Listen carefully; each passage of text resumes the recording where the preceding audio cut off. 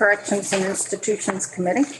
It is Wednesday, January 25th, and we're going to start taking testimony on the governor's proposed FY24-25 capital budget. This is our first day of taking testimony on this proposed budget, and this will be part of the process of how we will continue for the rest of the capital budget. And then come towards the end of February, we will start putting our budget together. So we have with us this morning Commissioner Fitch from BGS, and we're going to start with the first section, which deals with the BGS projects. And I would encourage committee members to ask questions if you're not clear about something or you want further information. And then some of these items, we will probably have BGS back with more in-depth testimony and documents. So welcome, Commissioner. Thank you very much. It's all yours. Chair, and good morning to the committee. I'm excited. So for the record, my name is Jennifer Fitch. I am the Commissioner of the Department of Buildings and General Services. And Madam Chair, would it be okay to introduce a couple of folks that are with me today? Yes, they've been here many times. They have, and I'm hoping that they help jump in as needed. Oh, they will. Good morning. Joe Ager, Director for Design and Construction. Eric Stokely, Principal Assistant. I never feel more useless than when these two are in the room because they have it pretty well covered. Yeah, but they don't have your sense of humor. Well, if I see people nodding off, I will drop something. Again, you may see me getting up and running in places. My Fitbit tells me that I need to get in some more steps. We'll put you through your paces. That's great. I love it. Just make me jump a bunch. That's great. So today I'm here really to talk about what's called Section 1 for now, which turns into Section 2 eventually, which is a little confusing. I want to echo a few of Secretary Clauser's comments yesterday. So I have to say I worked at the Agency of Transportation before I came to Buildings and General Services. One of the things I've loved most about being at BGS is the fact that we serve so many different agencies, departments, and all three branches of government, because when you're providing them with their internal services, you get to know a lot about how they function, what's most important to them, what's most valuable to them, but you also get to understand how state government operations works from anywhere from sort of the legislative branch to the executive branch to the judicial branch. So absolutely love the Capitol bill. All of these projects are really essential and important to the functioning of state government in all three branches of government. So it's a great place to be. It's very exciting, and I've learned a ton since I've been here. Also, just a little bit more explanation about what goes into section, because this was a good question yesterday and I wanted to address it. What goes into our section versus what goes into other sections, because it is a little confusing. Generally speaking, what is in BGS's section are existing buildings that we already own and are underneath the jurisdiction of the BGS commissioner. And it really is about what we like to call deferred maintenance. So as she said yesterday, roofs, boilers, those kinds of things, repair to building systems and infrastructure. What falls underneath the other sections is traditionally unmet programmatic needs. So for example, it might mean that we're going to do, let's say AHS has asked for a major overhaul of a building or the judicial branch because it no longer flows and functions for them. That traditionally would fall in their section because it's really a programmatic need, not an actual building infrastructure need, if that makes sense.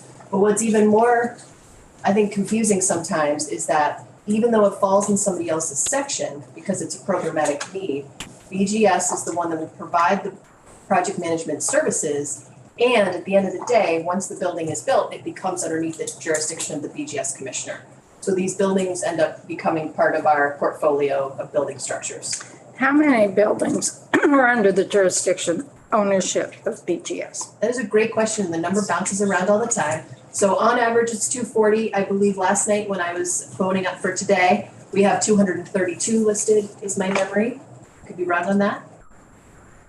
Day to day, I couldn't tell. 232 is what I believe is in the major maintenance section, but we'll go to that page here in a minute to verify that. And then we have about another 120 lease spaces. And again, we're unique in that we're not just office space. So office space really only represents about 30% of our portfolio. The rest of it is all what I would call programmatic buildings. So correctional facilities, mental health care facilities, courthouses, laboratories, the State House. So we have a lot of unique buildings underneath our portfolio. And one of the things that we also talk about is level of investment. So we know with correctional facilities and mental health care facilities, those are buildings that we're going to hold on to for a long time, hopefully 50 years or more. Standard office space may be a little bit different. Maybe we only really want to plan for 20 years and do a lower level of investment. But again, it really depends on how long we believe we're going to own and maintain that building to make the right level of investment in the beginning. You're going to want more sustainable and durable systems for those buildings that are going to have a longer life, because at the end of the day, operations and maintenance and BGS are the ones that have to operate and maintain these buildings. And it all flows through what we call fee for space, which is basically the rent that we charge our tenants for being in that space. But the more repairs and replacements these buildings need, the higher your fee for space rate will be. And our goal is to keep it below market rates wherever possible around the state when you're comparing leases in the private market. Questions? Tristan? I have two questions, if I may, Madam Chair. Real quick, are there facilities in the state of Vermont that you aren't responsible for? Are there other institutions that have their own? That's a great question. So yes, the Agency of Natural Resources has a carve out. So all the state parks, we don't have those underneath bathhouses, lean-tos. They do, yes, all of those things are underneath their portfolio. Same thing with V-Trans. V-Trans, we have an MOU with them, but they do have some regional offices around the state, and they're also allowed to set up, maintenance facilities and things like that and salt sheds. So they can take care of that. And then there's a complete carve out for the military. So anything that the military wants to build, maintain, and own is all done through the military. So those are the three carve outs that we don't maintain or are not under the jurisdiction of the BGS commissioner. Hang on, did you have another? I have a totally separate question, Okay. so if you want to go, Wayne. Wayne? Mine is on feature space. Feature space, is that go to general fund or does it go to BGS? Another great question. So, and Madam Chair was probably here when fee for space was created, so please. Not that old.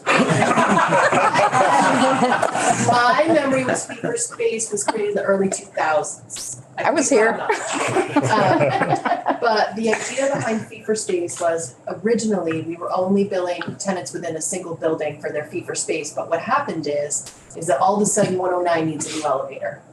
So you would have a low rate for 1 year, we replace an elevator, all of a sudden the rate the next year is really high. And it was difficult for finance and management to keep playing this game of up and down with people's budgets. So they created fee for space, which is really a district leveling model. So we're here in Montpelier, all of the costs that it takes to operate and maintain our buildings in Montpelier go into a big bucket. And then what they do is they divide that out by the square footage that you occupy on a percentage basis of all the building square footage that we have. So that's how fee for space works. And the way it works is it goes through people's appropriations or programmatic budgets. So they work with finance and management once a year. And what they do is they provide whatever is needed to pay for the fee for space. But for those agencies that get federal funds, like ANR and V-Trans and AHS, the goal is that they only provide whatever match is needed in fee for space for general fund to match that federal dollars that can then be used to pay the fee for space. So it's an avenue to pick up those federal funds where we can, to lower down whatever is the general fund match to pay for fee for space. And fee for space is around 32 million, just to give you a sense of that program. So we're constantly being asked to reduce our fee for space costs wherever possible. Tristan? Relative to your comment on office space and building for a shorter service life, our most, there is, as you just said, BGS I'm sure gets a lot of pressure to reduce costs, as you should. However, I don't know what the figures are, but it's typical for any organization that staff costs are far more than real estate costs. And staff resources, human resources, are where the payoff is. That's where the good stuff happens. So investing more in good spaces, including offices that office workers and everyone are more happy and productive in, could be a great payoff and a great argument to make to support your budget. And I just wonder your thoughts on that. I absolutely 110% agree with you, right? We need to have spaces that are healthy and safe and flow and function for the productivity of the tenants that we have. We, in the last 6 years together, I've been at BGS since 2017, have been having a long dialogue about how much investment do we want to make. The challenge that we have, and Secretary Closer spoke to this yesterday, there's a lot of need and a lot of demand out there. And so we have to take that consideration of the needs of everybody in the capital bill and make sure that to the extent that the administration and the legislature can, support those requests against the capital bill, that we're doing that. So the challenge is that the more we invest in higher building systems in the beginning, the more expensive those buildings are in the beginning, which unfortunately means that some other project doesn't get funded. So we're really trying to do our due diligence on balancing the needs of everyone, including BGS, when we do these builds, and that is consideration with how long do we think we're going to have that building. A wonderful example is, and Madam Chair, maybe at some point you'll have the opportunity, but the new police barracks in Berlin.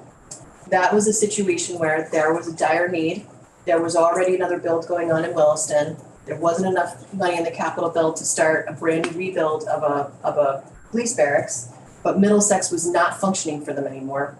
If you go, it was an old schoolhouse a long time ago, very cramped, never really flowed and functioned for them. And it really became urgent to move them. And so we did a refit of the library, what was the prior library in Berlin. We did the best job we could with the funding that we have. It actually looks very, very nice, but it doesn't necessarily have all of the components that the Department of Public Safety would like. It doesn't work perfectly from a flow and function perspective, and we had to put in building systems more thinking about, a 5 to 15 to 20 year horizon than a 50-year horizon. And again, that really came down to the budget that we had. So we did, it's kind of like that show that I can't remember off the top of my head. But there's a show on HTV where they talk, they bring somebody in and they say, hey, what do you want to do with this house? And they have their long list of things that they want. Love it or list it. That's the one. Yeah. And they always come back. And it's very depressing because they say, oh, by the way, we found this, or this is more expensive than we thought, and we're going to have to make some reductions in that project. Where do you want to make them from? And so those are the kinds of hard conversations that we're having with the agencies and departments that we serve on these projects. And we're trying to balance the needs of our clients and also the needs of us in terms of maintaining and operating that building as well. Wayne? So your fee for space money is being used for maintenance, and we've also got some of that in the capital bill. So how do those two pots of money, what's the criteria for parsing those out? That is an amazing question, and I'm gonna hold that question until we get to major maintenance because it's in there, and we'll talk a little bit about how those two play together. But yes, we work those two programs together to come up with the total cost that we're investing into our buildings from a deferred maintenance perspective. And there's gray in there. But we'll Right, sometimes your fee for space goes into more your daily maintenance. That's right. And then the major maintenance here is for your actual construction of major maintenance, not your cleaning, daily cleaning or that type of thing. Connor?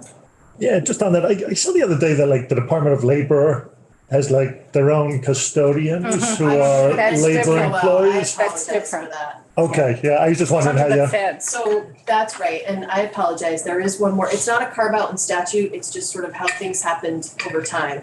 So there are two buildings that are Department of Labor buildings, there's one here in Montpelier, there's one in Burlington. They are owned partially by the federal government and partially by the state. And so we do not own or maintain those buildings. I will say for large projects like the one that we'll talk about at some point going on over at DOL in Montpelier, again, we're providing the project management services because we're the technical experts when it comes to building design and construction. But yes, we don't own those two DOL buildings. There's been a lot of discussion about what happens to those buildings eventually. Does the state buy them? Did they not build them? Did they sell them at some point? The financial benefit to DOL is they don't have to pay rent to be in that building, those two buildings. They do obviously have to pay staff like the custodians and the maintenance mechanics that they have. And they do put some amount of money into those buildings, but they have not necessarily been able to make the upgrades that we would traditionally make in BGS state-owned buildings. Again, it's always a question about, do we invest into a building that has a federal share?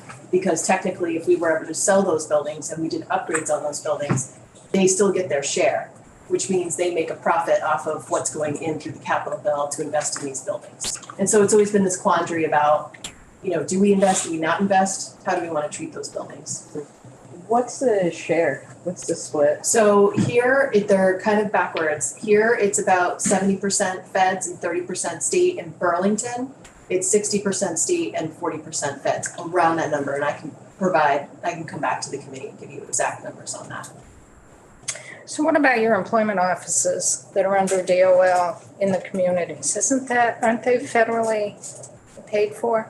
I would have to defer to DOL, but we do provide them with lease space in that situation. So BGS provides DOL, other than those two buildings, any other space they're in, whether it's fee for space, so state-owned building, or a lease space, so property management, we provide those buildings for them.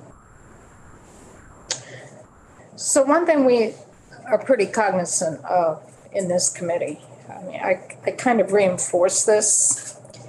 Whenever we are expanding a building or building a new building, there is impact in the appropriations world in terms of operational costs. So I want to be very careful as a committee that we look at it as a whole picture, not just in terms of the construction and the building, but like the secure residential that we're finishing up in Essex. That's going to increase the operational cost to appropriations committee and the general fund to a certain extent, because they can draw down Medicaid dollars. But we have an X budget now of 8 beds, 7 to 8 beds. That's going to be doubled to 16 beds. So there's an increase in operational costs, which is a pressure in the appropriations committee. When we do a new correctional facility, there's going to be operational cost impact. So we always are pretty conscientious when we're going down a road of building new buildings, what the ripple effect is on that. And many folks don't think about, well, let's just do this, but not think of the other costs that will then be involved.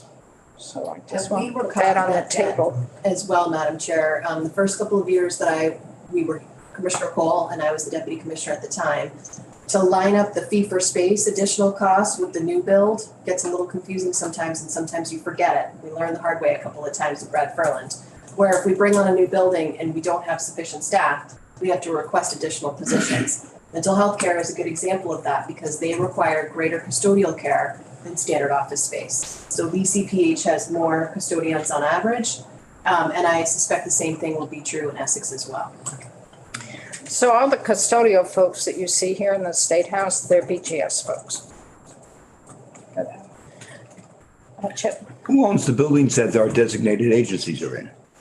they're not state-owned. They're not state-owned. Aren't designated mental health I don't know. agencies, are Yeah. not state-owned. Okay, A lot of people think that they are. yeah, They are not. okay. They are not.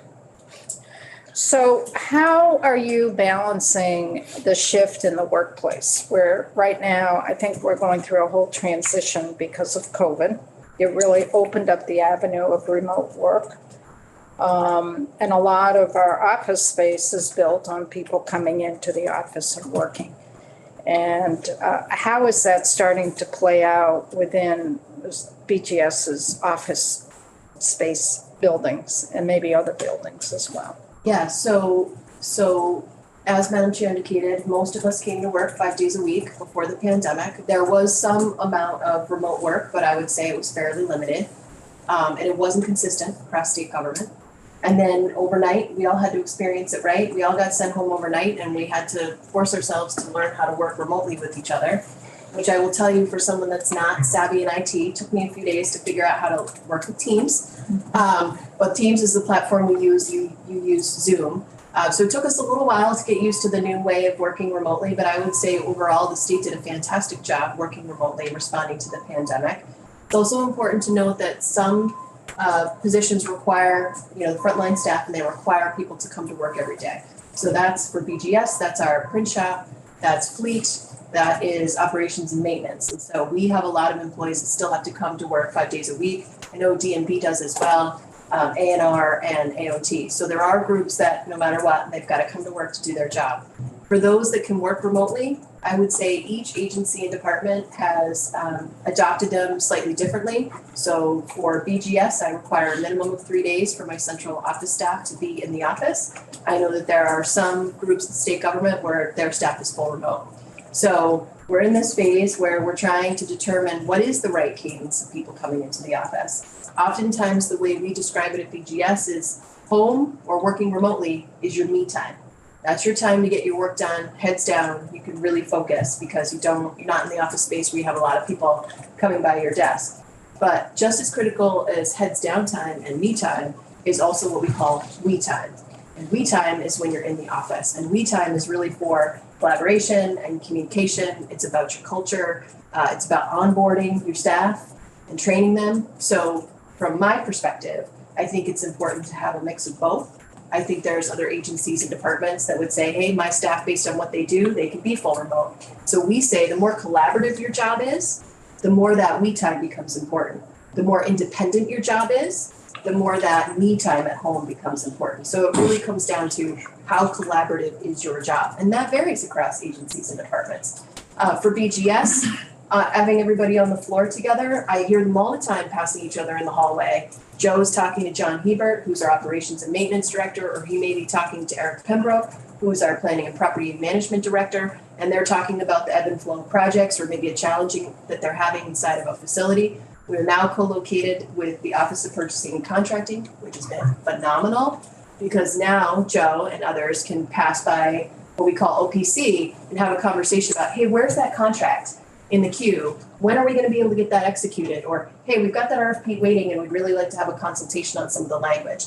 And so for us at BGS, it's been great for us to be co-located. So again, I think it really depends on how collaborative it is. But as you're seeing, within the Capitol complex, in 2017 and 18, we started working on a master plan. And that master plan was really about utilizing office space to the best of our ability. In addition to that, we've created space standards. So a standard office desk is a 6x6 or a 6x7.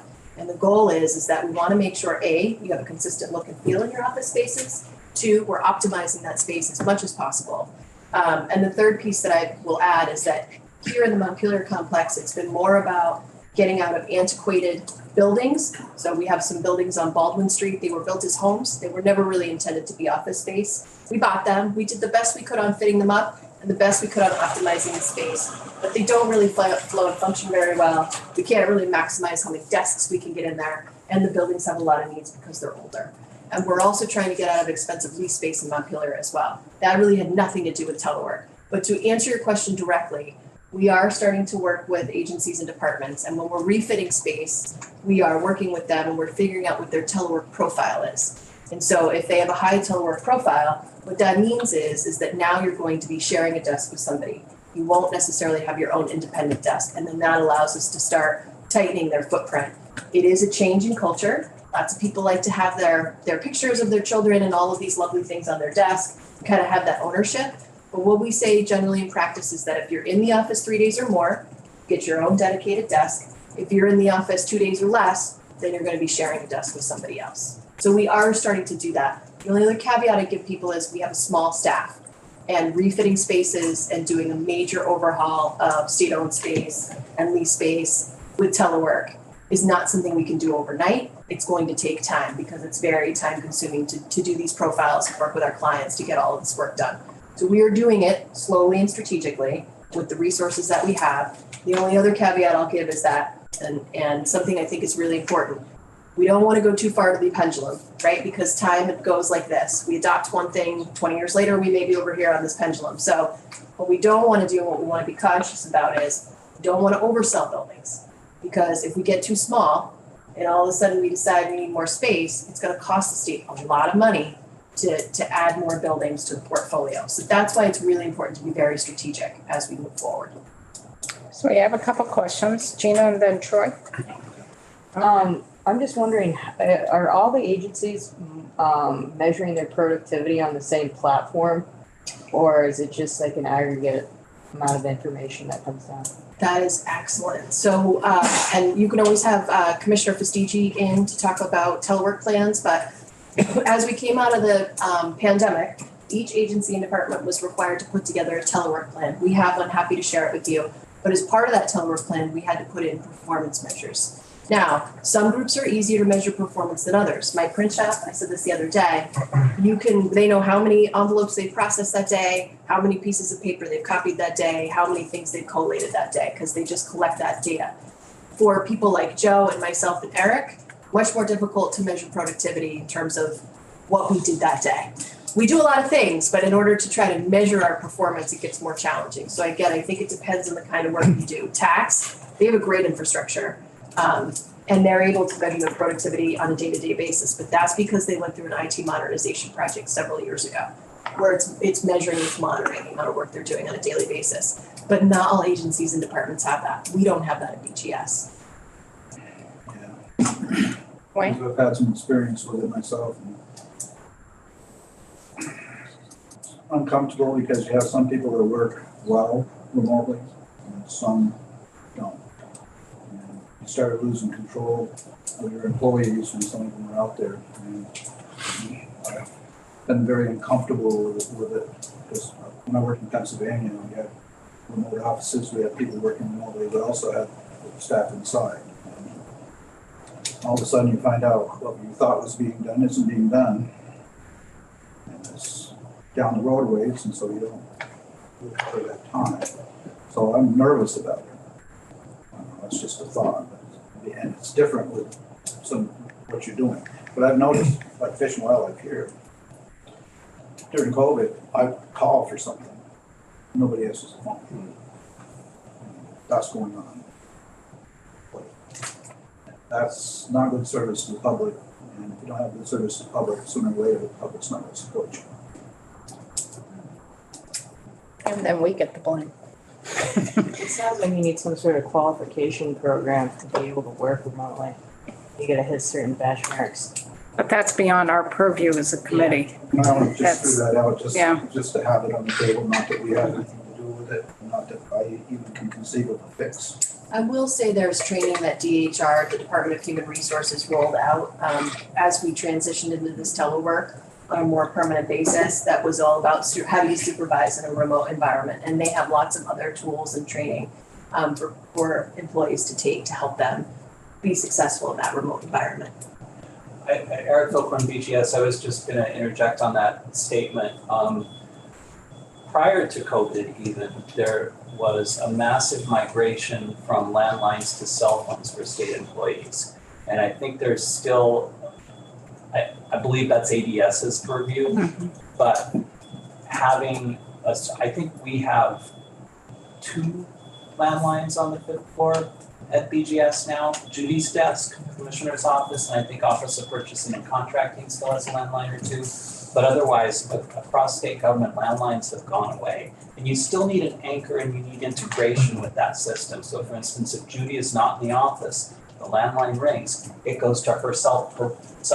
It's always on a person. But again, across state government, we don't have a really deep bench for covering that stuff integratively. So it is a good conversation to have in terms of just maintaining the electronic backbone behind all of our bricks and sticks, as we say now. Bricks and sticks. Connor? I remember a few years back when we moved folks up to National Life there, kind of went towards an open office layout, right?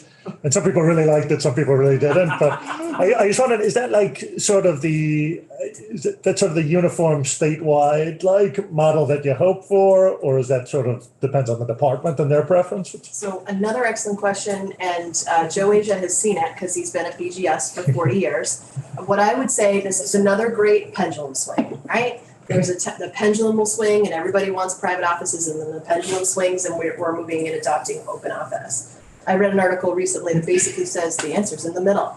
You need to have, some private and semi-private offices, and you need to have open office space. That open office space should be where all the windows are. So the staff that are in open office space are getting all that natural light and airflow, and that really the people that are in offices should be more towards the center core, along with your conference rooms and things like that.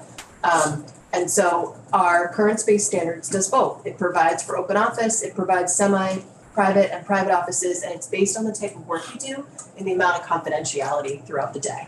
And that's how we determine which type of space you should get for you.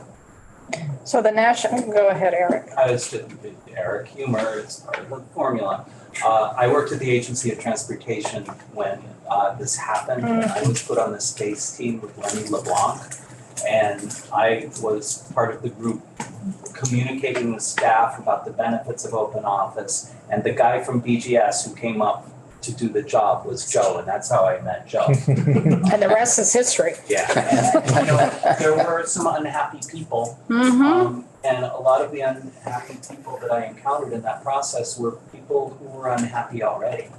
And, you know, I, at the time I said to myself, take an unhappy person and put them in a different place. They're still an unhappy person.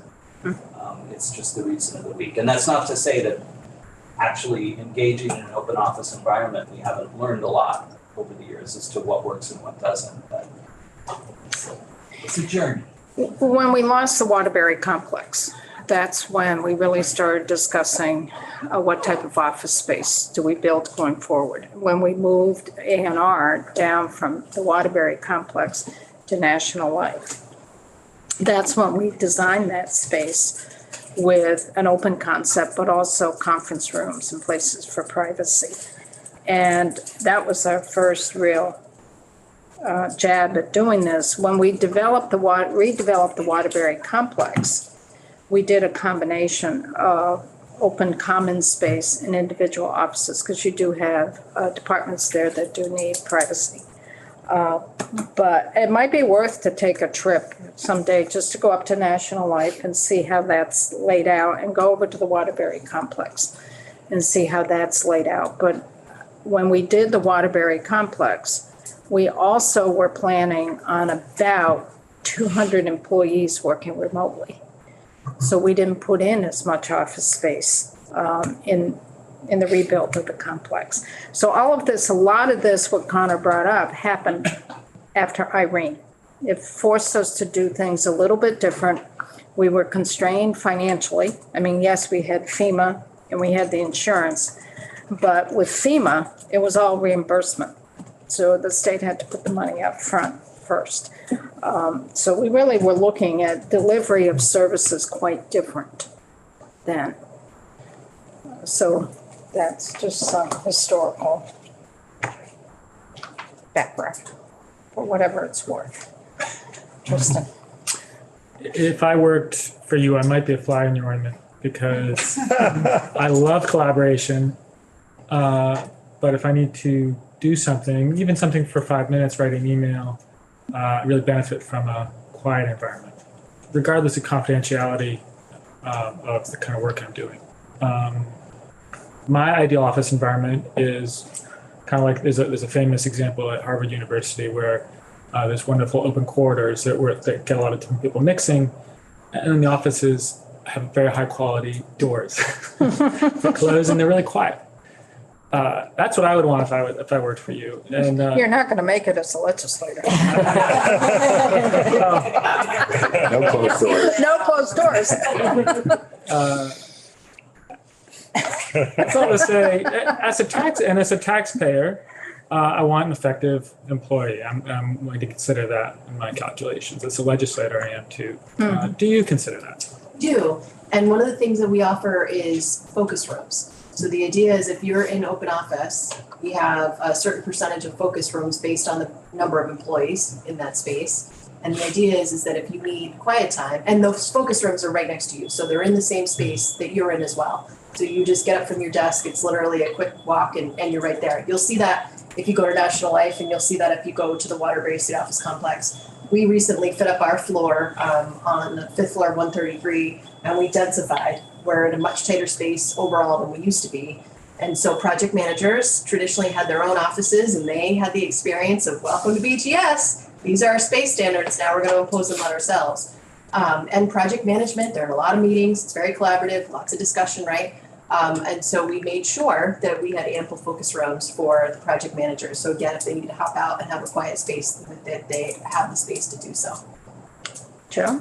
And to follow up with that, if you go into the open office space, you'll find out it's more like a library, because you get to see everybody looking over the cubes. And you are actually quieter, and that's really the focus rooms are to go, not only for head down, need to focus, but it's also about where you go take your phone calls. You don't stay in the open office area. You go to a focus room, and that's where you do your team screenings and all this and that. So it is odd when you walk into like National Life or even our space, it's quieter than you would think. It's not a lot of people talking. And I went through the adjustment myself, because I was also at V-Trans with Eric at the time, and went through that experience of open office. And I think just like anything else, whether you're getting used to remote work or you're getting used to open office, it's how you adapt to the space that you have. And I will tell you, just as Joe indicated, I mean, there'll be times and structures in the morning, maybe it's 7:30 and 8, and we're all getting into the office and we're having our coffee and saying hi to everybody, where it would be a little louder. But then, during those sort of prime working hours, it was very quiet, and we would always joke that you could hear a pin needle drop.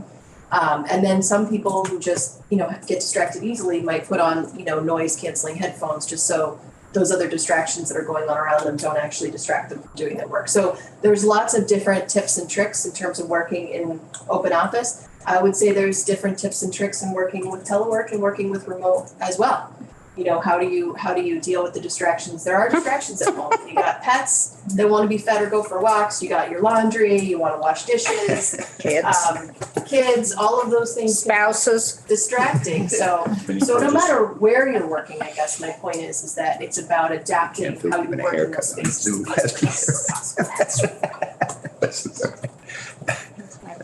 Jenny? Isn't there a big potential upside of not selling the buildings and just renting that space, and their projections on, once you consolidate everything, what the upside might be? That is a great thought, and yes, we do consider that. BGS does have the ability to lease out space within our buildings, and we have to lease them out per statute in accordance with the market. So we need to make sure that we're commiserate with that. But yes, and there are some buildings where we do lease out space already. But that would be a good solution to try to not oversell. Yeah, in 20 years when they decide that telework gives you cancer or whatever, and you gotta move back into the office. It's in California. Right. Anything else? Great discussion. So actually, if that's a great segue, if it's okay, I'm gonna be a little funky this morning, and I'm gonna start in a different section of the bill, if Madam Chair will It's fine with me. allow me. So let's start in section 20, because we're talking about selling state buildings. And I will do a quick thumbnail on these two buildings that BGS is asking to sell. So for folks who have to go to the book, and it's the authorities section, go to your tab that talks about the authorities. It is section 20, it's property transactions, that's the tab. It's page 74.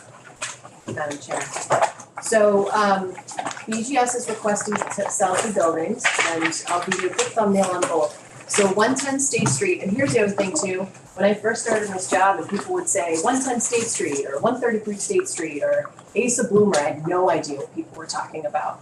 And it's taken me several years to get to know our buildings. And Madam Chair may have an opportunity to walk you around the complex, but basically 110 facing out this way, and you look to the left, 110 is the building that's basically on the edge of this little street before that's Taylor Street. Taylor? So Taylor and State. There's a building there. It was actually the first National Life building that was ever built in the state of Vermont. And BGS took ownership of it. But much like we talked about with other buildings and as part of our space plan, this is actually the last part of our space plan that we had originally in the Montana complex. But the idea is that this building is not laid out very well. The staircase is very small. There's a teeny little elevator that does not meet ADA. We have a lift in the back to try to get folks that have disabilities into the building, but lifts are not ideal. It also has issues with the roof that's leaking, and the shell is leaky as well, and it needs a certain level of investment. So because it's not laid out well and we can't optimize the space that we talked about before, and because it has so many needs and doesn't function well as a state office building, this was the last building as part of our original plan to request to sell. State's attorney is in that building along with the state auditor. Our understanding is the state auditors, their offices, they're not really using it, it's more like storage. State's attorney is in there, and our plan is to relocate them. We have a couple of different options to relocate them. We're looking at potentially the connector. There's also some, the department. The connector, can you I'm sorry, Madam Chair. explain what that I is get a little started bit with more? the lingo. Yeah. So we call the connector, it's between 109 State Street and 111 State Street. So basically the The pavilion, stacks. it would be in between, so we wouldn't be touching the stack area. Okay. But it would be, so in between the Supreme Court and the pavilion, there's that glass, it's nice, it's beautiful, it's all glass, it's a glass connector. probably go to caucus meetings there. That area? Yes. Is that where we have legislative space right now? Right in there is what So- you're thinking? The The blue legislative, carpet area. the legislative space was not transitioned over into this year. Janet reached out to Dave DiBiase, who is our deputy commissioner, and said, would you mind if we use it till the end of the legislative session? And he said, absolutely. But it's no longer in session law or whatever we want to call it anymore. There's a couple of other spaces that Janet also relinquished, or call it relinquished, whatever we want to call it, didn't pass through to this year. And we've been working very collaborative to continue to provide those spaces to her as requested. Part of 133? Can't be. She's using part of the basement of 133 beyond the Ledge IT space, for example. So anytime she has a request, we've been fulfilling that request. The other space that is a possibility is the Department of Liquor and Lottery. A few years ago, the two departments came together, so there was the Department of Lottery and the Department of Liquor, and they put them together. And the commissioner really wanted them to be co-located. And so the Department of Lottery has lease space in Berlin. This year, we took on additional lease space on the second floor. All of the people in that office building that's next to the warehouse then subsequently moved to the lease space in Berlin. So that is a completely empty space right now. We're working on putting, now that there's nobody in it, it's a good time to put a new carpet, paint it. We do have a project to do the ADA ramps there. So when that work is done, that's another possible space for them to go as Where well. did you say that was? I'm sorry. It's over at 13 Green Mountain Drive. But if you take the drive where DOL building is and you go to the end, that is where the Department of Liquor and Lottery has their warehouse By the way. for liquor is, yes. It's that big red looking building as you go over the bank. Is that on River Road or Dog River Road or It's something? before that. No, it's on Green Mountain Drive, which Oh, is it's just before beyond that. the tennis courts as you're headed out of town. Right, towards yep. Interstate. Yep. Okay. Chip, did you have your hand up? Under section 19, is every one of these permission to sell recommend or mandate that that the proceeds go to capital construction projects? Is that standard? Typically speaking, when we sell a property, the money goes back to what we call the bottom line to be reappropriated. There are times where BGS may make a request. A good example of that would be 13 Baldwin, where I believe the language said that up to $300,000 of the proceeds of the building could go to major maintenance. So there is times where the legislature will identify where they want the proceeds to go. If they don't, it goes to the bottom line. Okay. So to clarify, who would be moving into that connector space again? It would either be, so we don't believe the state's auditor in terms of storage, that they need additional space. If they need additional storage space, then we will procure storage space, which is different.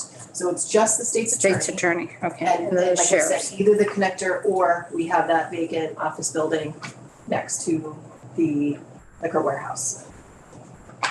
Connor, did you have your hand up? Yeah, sure. Would the parking lot behind 110 be included in the sale? It's a great question. I can think of a few good things to go in that lot. I talked to the governor, and he agrees that we will need to carve out some amount of parking spaces to go with the building. Absolutely, absolutely. Not all, it's the Taylor Street lot. It's actually one of our largest lots in the complex in terms of parking. So we wouldn't be able to give up all the parking there, but we can certainly allocate some parking to that building. If I may, the 110 property itself, 110 State Street, has a shared drive on the south side, and that's really where the property ends. It has one handicap parking space that goes with the property. Who do they share that drive with? The bank, Yeah. and MT Bank. Yeah. Yes. So what is the fair market value of that building? So the fair market value of that building is $1 million. How much? 1.2 million? 12.2? 1.2. 1.2. It's 110 state. So BGS cannot sell any of its buildings without authority of the legislature. So if we don't do this, they cannot sell. So if we want to sell, we'd have to include language in the capital bill to give authority to sell this property. Tristan. Just a quick clarification. When you said money from a sale usually goes to the bottom line, is the bottom line a general fund or sort of future capital construction? Capital, Thank you. unless we direct it elsewhere. Got it. But if we don't say anything, it goes to our bottom line. That's part of the reallocation that occurs the following year. I just got curious about a parking lot. I didn't even know about it until this moment. Thank you, Connor. What else is that used for? Is it just The sort of general? Taylor Street lot Yeah. is owned by the state and it's for public parking, so visitors coming to our buildings or clients coming to our buildings, and then it's also for state employees. At the end of that lot is the maintenance building. It's another red building, small little triangular one. And that is where we have our wood shop and paint shop. John? Decisions made to sell a building and fair market value is established and you get a legitimate offer that's what fair market value. Who and how is the decision made to actually make the sale?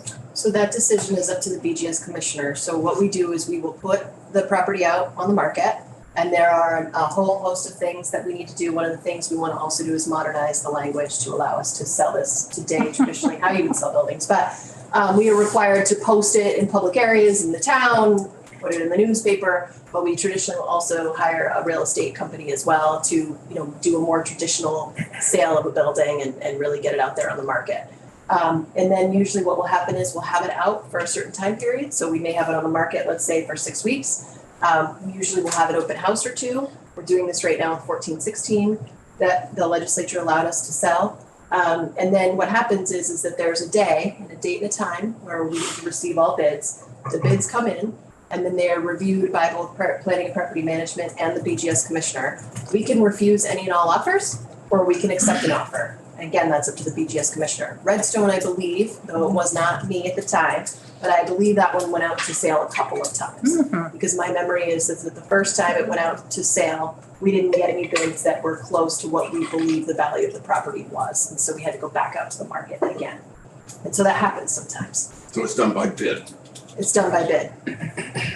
Gina and then Tristan? So when you're working with a real estate company, is it up to the BGS commissioner to set the terms for what percentage the real estate company is gonna get? Because I know those are in flux sometimes, what the company is going to get on a. That's a 1.2 really million good bond. question. I don't know the answer to that, but we can have Eric Pembroke, who's the director of planning and property management, come in and talk about that. I'm not sure how that works. Hiring that firm is also a bid process, so that would be part of the request for proposal.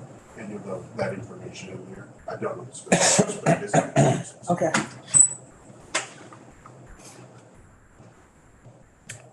Anything else on 110? Okay. Oh, I'm sorry, Tristan, I That's forgot okay. about you. Let's say you did refuse all bids on the sale of a building, and furthermore, you thought, this is just not going well with the market, but we said sell it. Do you come back and say, we have another, we think maybe something else needs to happen, and then we could discuss that? Traditionally, when we put it on the market, when we sell buildings, those buildings are traditionally vacant.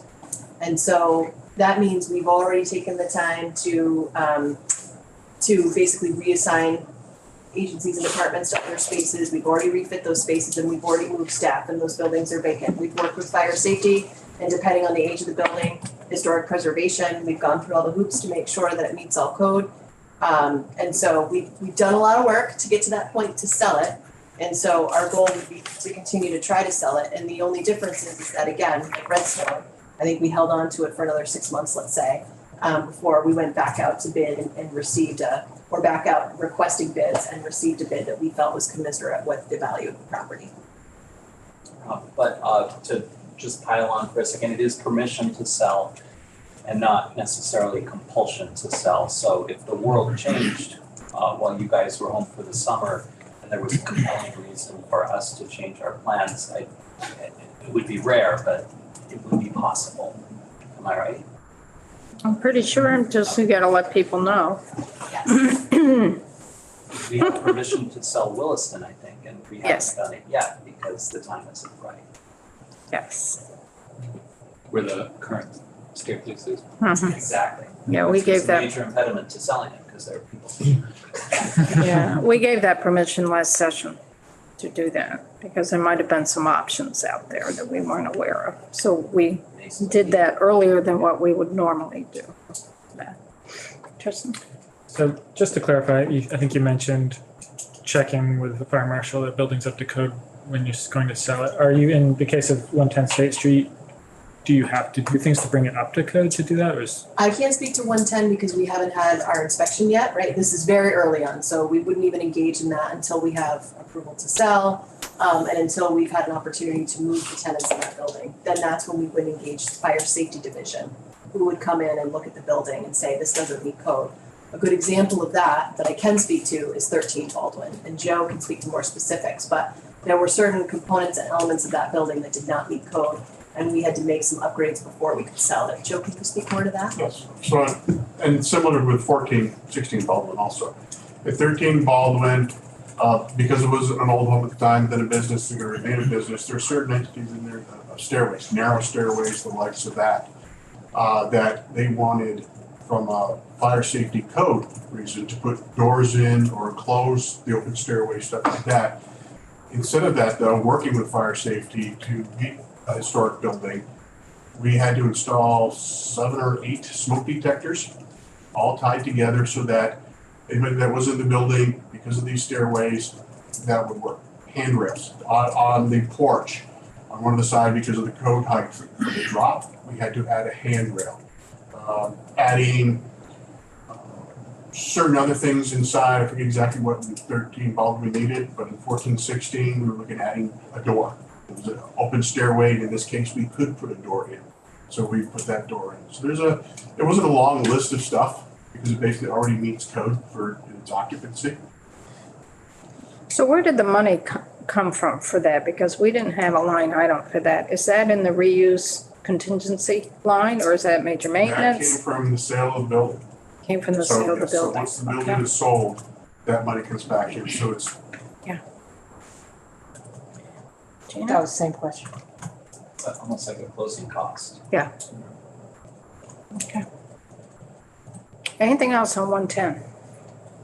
Wayne? It sounds as if, from the answer we got here, it answers Virginia's question about the real estate fee. Sounds like it's part of the bid process. It is part of the bid process, and so I don't know the exact language, maybe Eric knows it because he helps craft some of the language, but it basically says something around costs incurred to sell the property, something along those lines. That might even be in the language. It's that in we the have language in the that, capital bill, and I can't even remember exactly what it says, but it does say, in any and all work or costs incurred as a result of trying to sell the building can be recovered through the sale of the property. That's why we have a Becky do. Yes, so she The can write language. that very great language. Because what you see here is just a brief summary, but the real language in terms of how it operates is what Becky will incorporate in our We bill. actually have a piece of that language in the miscellaneous section that we're trying to clean up, so. Well, you're trying to work with realtors, which you tried to do that last year and we didn't let you. Right, but you said 3 times the charm. Well, we'll see. We got different folks here. Respect our persistence. It's an or, It's an R. it's not a shall. Anything else on 110? Okay, let's. So 108, so 108 State Street, Sure. sorry, Sorry. Cherry Street, you were correct, I just switched to different places.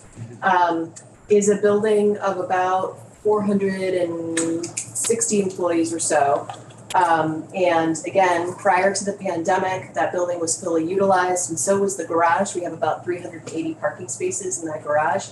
I remember getting a lot of calls because we would have people parking in areas they shouldn't be parking, like on the ramps, for example, which made it very difficult for the people to pass by them, right, to get to a parking spot. So there was so much demand.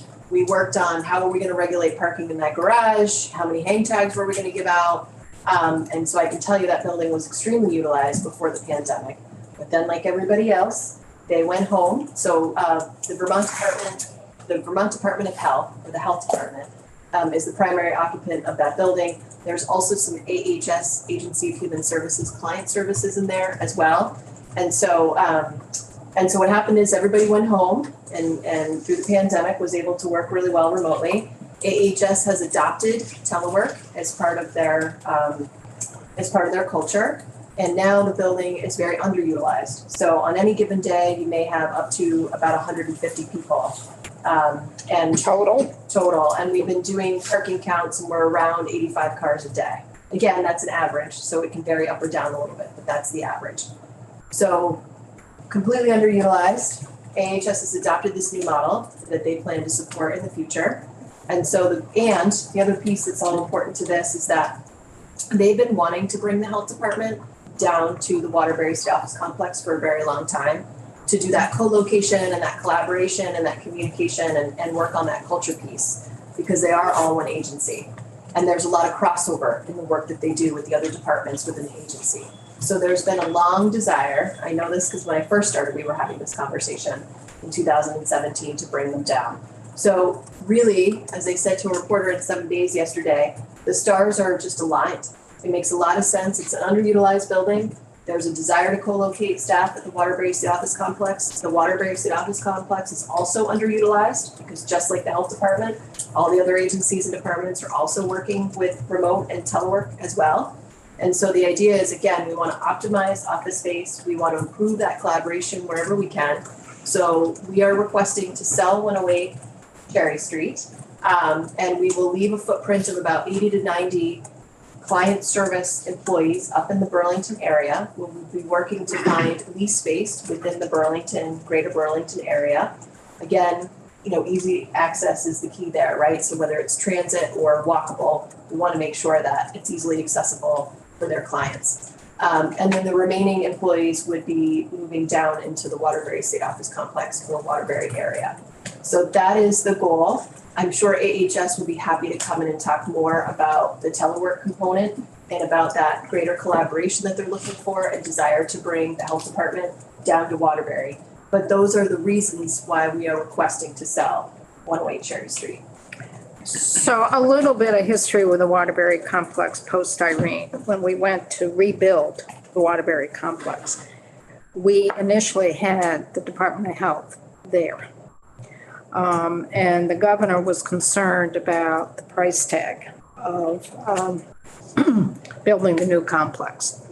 And I think we had more than 1,000 employees there, and the price tag was substantially higher.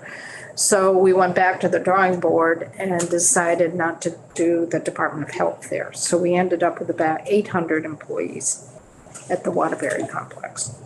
So initially, it was planned for the Department of Health to be there.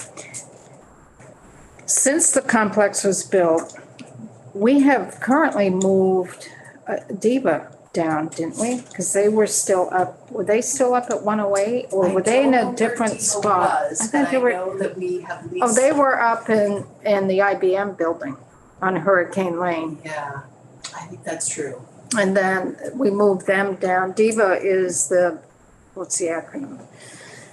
Department of Health Access. Right. Dale was Department of Aging and Right, Independent Living. But DEVA, they were moved down, I want to say 4 years ago, maybe? It was right before the pandemic. Yeah. They moved down for that. And they're in lease space in what was the old Green Mountain office space across the street.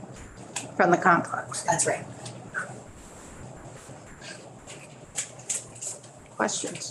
Gina, you had your hand up, and then John. I'm wondering what the operating costs are at Cherry Street. We can get that for you. This is an interesting building because it is actually a prop man building. So this is going to go down a little bit of rabbit hole, but to get to where you're going.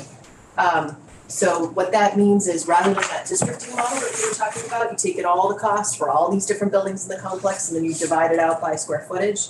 It's in its own, it's isolated into itself, which means that you're only paying what it takes to actually maintain that building. Interestingly enough, their fee for space rate is $15 a square foot, which is lower in this area. We're probably around $18 a square foot.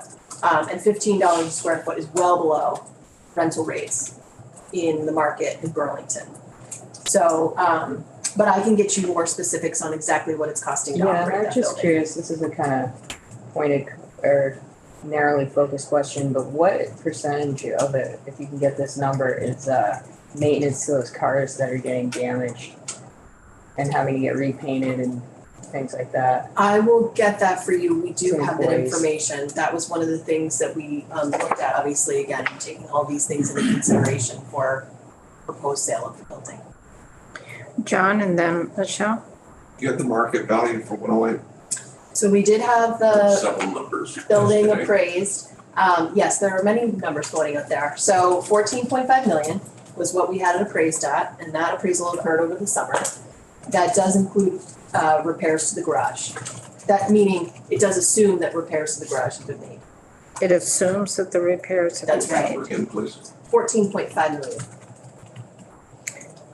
So this was done during the summer. That's right, Madam Chair. Okay. Michelle? Yeah, when we visited the building the other day, I noticed that there were a number of offices, like WIC, for example, where you would have people going to that office. So I'm wondering, when you said that the majority of the employees are gonna be going to Waterbury, are people from Burlington gonna be expected to go to Waterbury to have routine care visits? Or are, when you said 80 to 90 are staying, is that gonna be all of the services are gonna be able to stay in Burlington? That's right. So any of the client services will stay in the Burlington area. Okay. And we will find the space, but that's why either being walkable Yeah. or being on transit becomes essential Yeah. in terms of wherever we're gonna site a new lease Yeah, facility. absolutely, thank you. And when you say repairs to the garage, are we talking about like the major project? Because that was like 24 million was budgeting for that, so that puts us at a $10 million loss. I can go and get clarification on that. There obviously are different levels of repairs that can go with that garage. It's kind of like we had that conversation about levels of investment, right? And how much do you want to invest into the building? So, there's always sort of the low, medium, and high. We were looking to make those repairs so that we wouldn't have to touch that building again for 30 years, Joe? 20 years. So ours is on the higher end of that scale. Tristan? Do you have an estimate of the square footage of office space you'd be looking for in Burlington and the cost per square foot? I don't have that off the top of my head, but I can bring that back to the committee.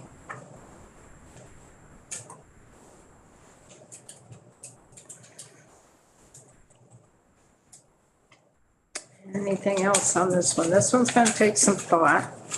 So right now, I've got that we should bring in the Agency of Human Services to really talk about the relocation plans. The Department of Health does not serve clients coming in to access services through the Department of Health. And how many employees would be at the Department of Health? Do you know? I don't have the total number. All I know is we're around, again, I think we're around, I wanna say 460, 470 for total employees, and 80 to 90 are gonna stay up in Burlington. So I think we're down at like 385 is the number I have off the top of my head for employees. We would be moving down to the Waterbury State Office Complex. But That would include all of, there's different groups in that building. Obviously, Right. Health is the biggest one, but there's other AHS groups in there as well. But on a daily average between the Department of Health and all the other service departments within the Agency of Human Services, could be Dale, Economic Services, DCF, those are the departments that serve clients walking in to the building. So you said on average, between the health department and those service departments within the Agency of Human Services, you see about 150 people per day, That's correct. because the rest of the folks are working remotely. That's correct. And you don't know what the breakdown of that 150 is between the Department of Health and the other service. Do not, Madam Chair. That would be a question for the Agency of Human Services. Okay. Then the other question we had was the operating cost of the building, and then also the level of garage repairs that would need to be done. Yes, we will bring those answers back to you. Anything else that folks want to hear about on this one? So when Mary, Chip, and I do scheduling with folks, with Phil, for the subsequent weeks here, we'll include something along this line. So that's how it works for the committee. If there's things that come up during testimony that you want further testimony on, let us know, or it comes out in testimony like this. That helps us set up our schedule going forward.